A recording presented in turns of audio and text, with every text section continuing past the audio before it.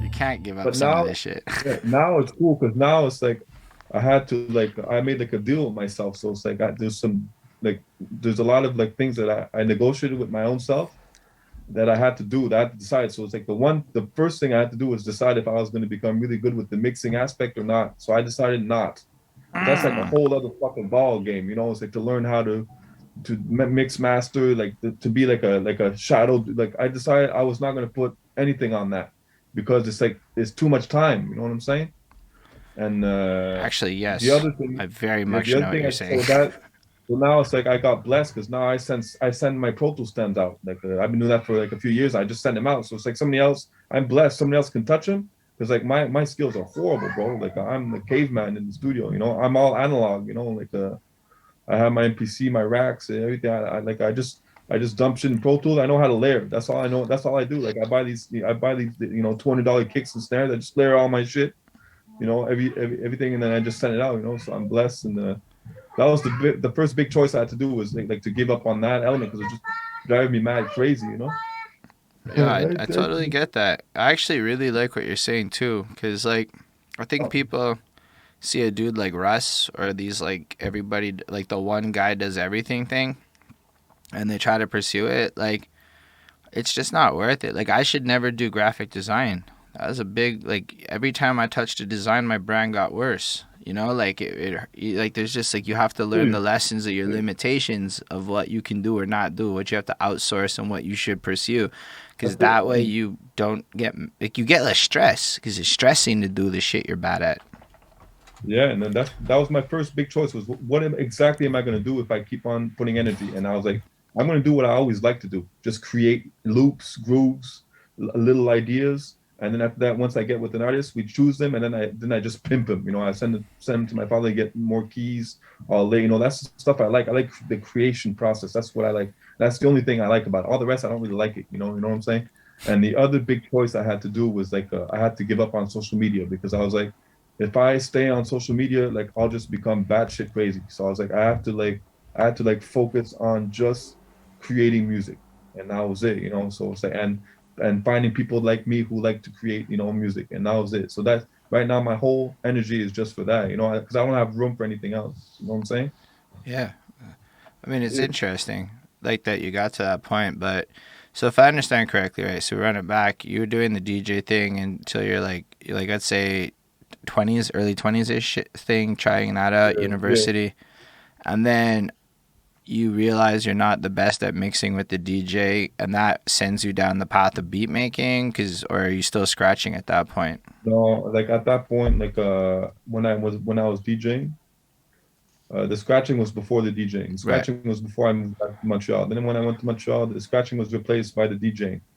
But the DJing was all fun because I used to just like you know drink beer all day and smoke weed and like DJ. You know, it was like it was just fun, but it was never like a mission. You know what I'm saying? It was Right. just more like a young guy just having fun and you know with ladies and having fun and whatever. You know, the producing came really later, man. Like the producing came. Like I produced a documentary when I was in university and we needed beats, so I was like, fuck it, I'll just record myself scratching and we'll use that as a Hold up, you soundtrack. So that was like produced a the first documentary?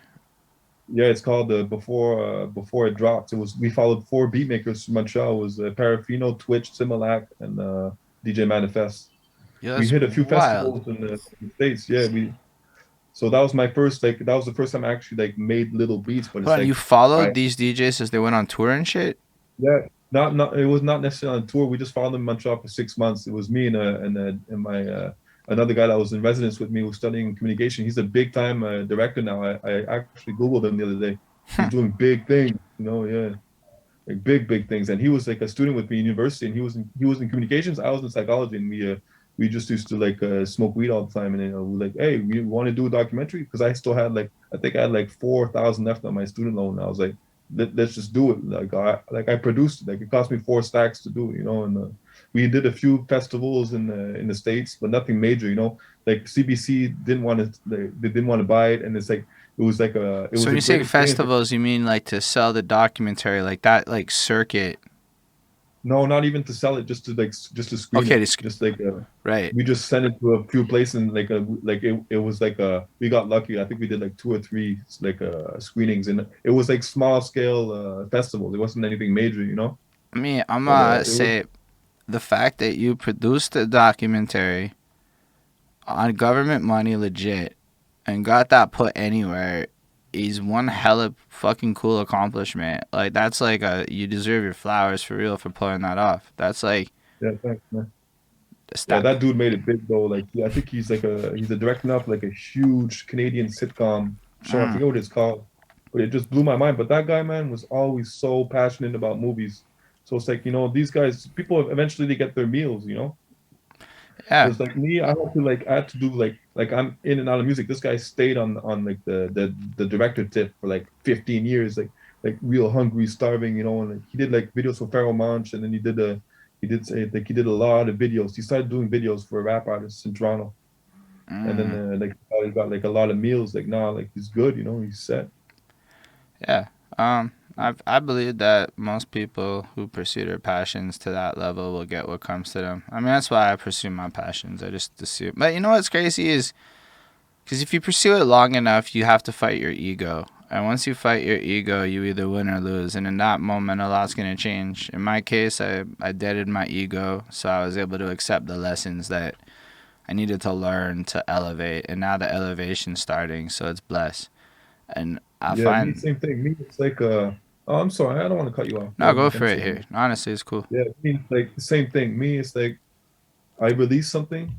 I'll put the 1,000 hours while I'm doing it, but it's like that's when I learn the most because I listen to the release like 1,000 times after, and then I take notes. I'm like, okay, like I fucked up on this, Uh, I did this wrong. I should have done, and then I just keep those mental notes for the release after, and then I just apply that, and then I listen to the release, and I okay, now I'll listen in the whip, and I'll be like, okay, how come I didn't think about doing this, on this song?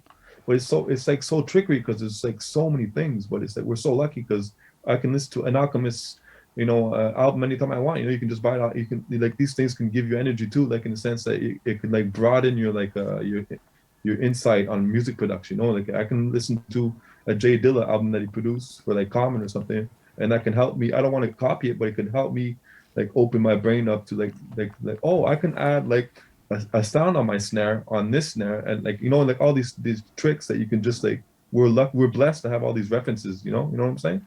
yeah, absolutely.